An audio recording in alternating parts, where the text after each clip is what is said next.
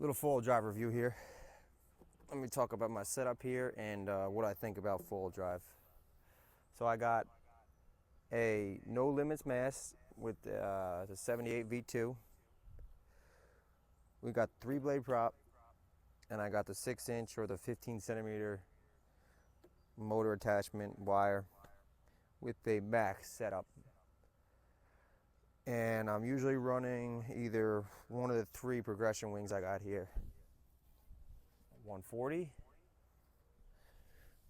I got the 170, and a 200 for when it's real small and I just want to do some pumps or whatnot.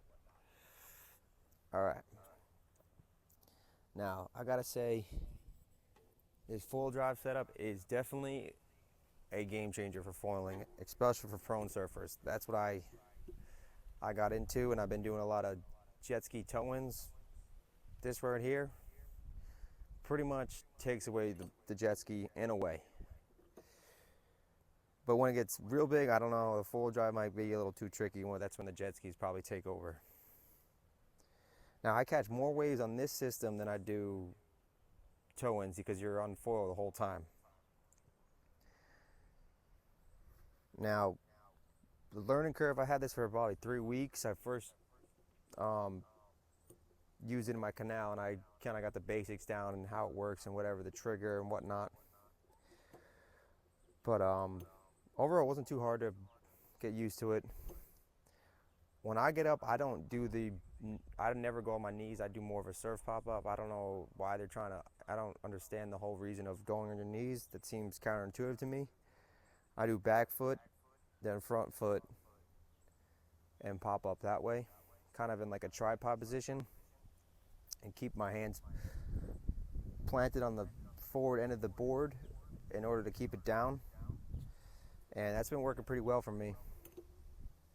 Now, probably the most dangerous part about foiling or attaching this motor here is this prop.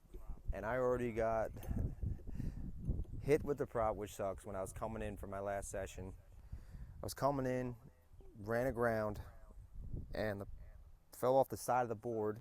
A wave hit me, and it hit my leg, and I got a couple stitches here. So what I'm realizing is, the further back you mount this motor setup or the mast, the more risk you are of hitting the motor or the prop. So I would say, when you get the system, mount it as far forward as possible, and that's going to keep the prop further away from you. That's my opinion. I mean, I've always mounted my foils pretty much as far forward as I could on every setup I have, and this Armstrong foil board the tracks are pretty far forward compared to other systems, they say.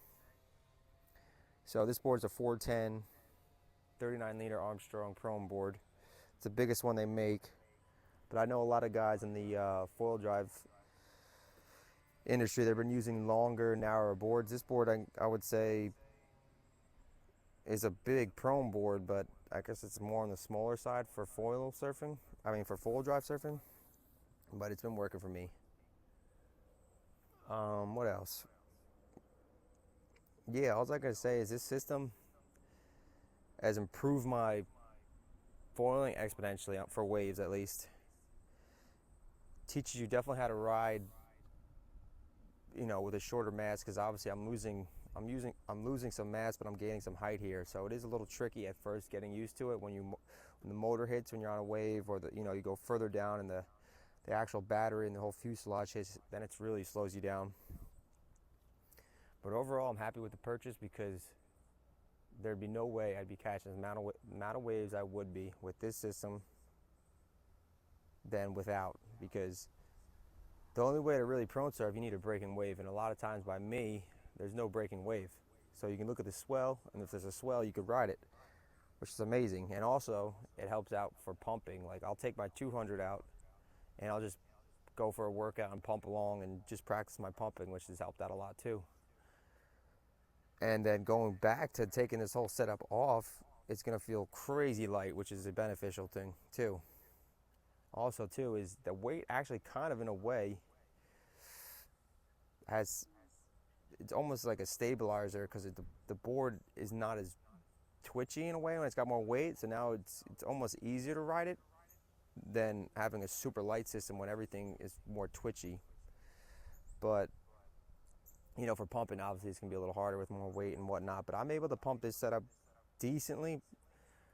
The 170 I can pump pretty good. The 200 definitely pump like hell. The 140 I can't really pump that well. I mean, you got to have carry speed, and I think I'm a little too heavy. I mean, my technique is still not great. I'm about 185 pounds, so you know. But overall, I mean, overall, this is an awesome system so far. Everything's been working good. I've ordered this Real X grease that I've been using from Houston Kiteboard, and they said to use this stuff instead of the full drive dielectric grease.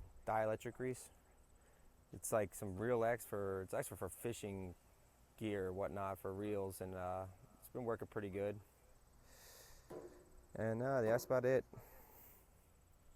Cheers.